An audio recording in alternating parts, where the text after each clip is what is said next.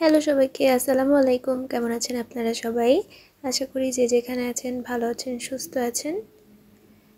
আজকে আপনাদের সাথে ঘরোয়া রান্না শেয়ার করব। আজকে রান্না হবে দুপুরে টাকি মাছ দিয়ে উস্তার তরকারি। উস্তা অনেকেই পছন্দ করে, আবার অনেকেই পছন্দ করে না। তো আজকে পছন্দ করার মতো করে রান্না করা শেয়ার করব। তো এখানে আছে জ্যান্ত টাকি মাছ। এই টাকি মাছগুলা একটু ছোট সাইজ, কিন্তু উস্তে দিয়ে রানলে খেতে কিন্তু খুবই ভালো লাগে। তো একদম জ্যান্ত আছে। তো এইগুলোকে কেটে ধুয়ে ফিরে আসছি। তো কাটা ধোয়াও হয়ে গেছে টাকি মাছটা। এখন আমরা হলুদ লবণ দিয়ে ভেজে নিব।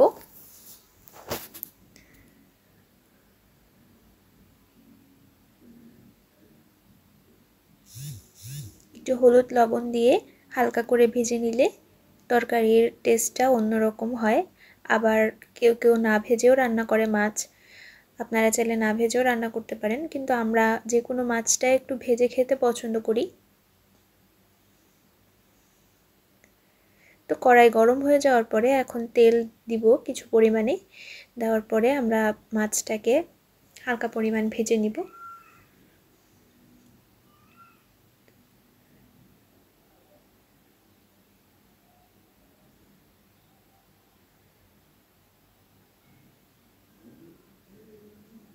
তেলের পরেও মাছটা অনেক বেশি লাফাচ্ছিল।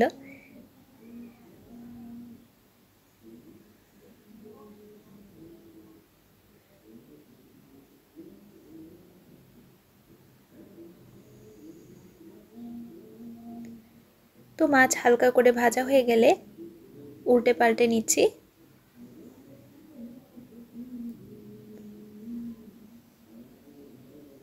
তো মাছটা হালকা করে ভেজে তুলে নিলাম। এই তেলের মধ্যে এখন আমরা পেঁয়াজ ভেজে তুলে নিব। এটা ফুরানির জন্য, মানে এটা আমরা ভেজে বেরেস্তা করে উঠিয়ে রেখে তারপরে লাস্টে, একদম লাস্ট পর্যায়ে এটাকে ব্লেন্ড করে ঝোলের সাথে তারপরে আমরা এটা অ্যাড করব, যাতে সুন্দর একটা ঘ্রাণ আসে তরকারিতে।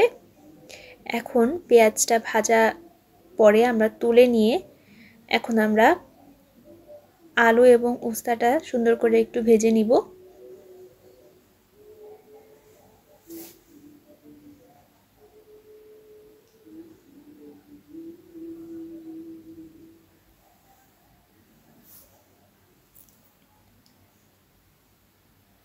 হালকা পরিমাণে লবণ দিয়ে দিলাম, যাতে উস্তা এবং আলুটা একটু নরম হয়ে যায়।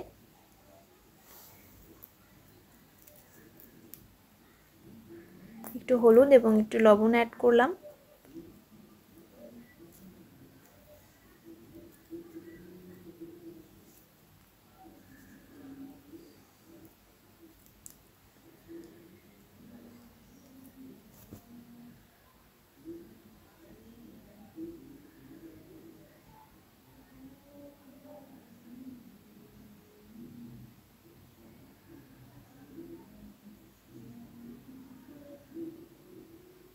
এটা কিছুক্ষণ ভেজে নিব, ভেজে নিয়ে তুলে নিব।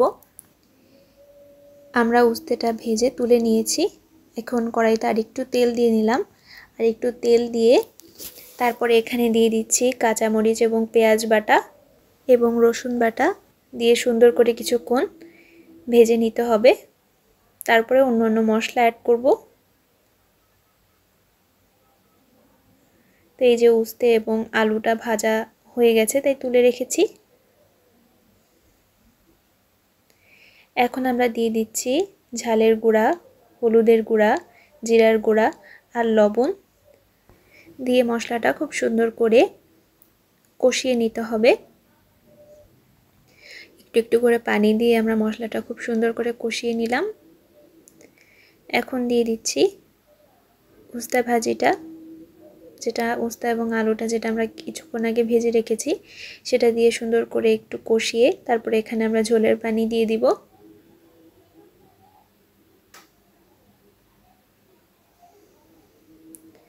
ঝোলটা একদম যখন পারফেক্টলি ফুটে যাবে তখন আমরা এখানে মাছ অ্যাড করব।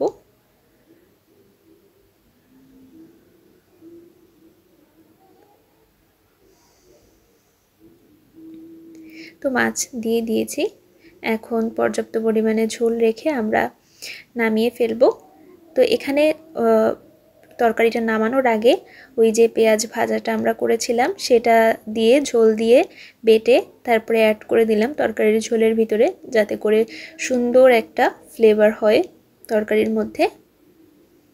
তো এইভাবে করে নাড়িয়ে চাড়িয়ে পর্যাপ্ত পরিমাণে ঝোল রেখে তারপরে আমরা তরকারিটাকে নামিয়ে ফেলবো। তো এই যে আমাদের তরকারিটা হয়ে গেছে, দেখতেই পাচ্ছেন।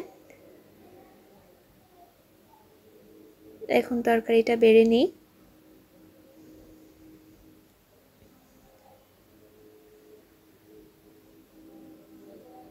গরম গরম ঝোল। কে কে খেয়েছেন এভাবে রান্না করে অবশ্যই কমেন্ট করে জানাবেন।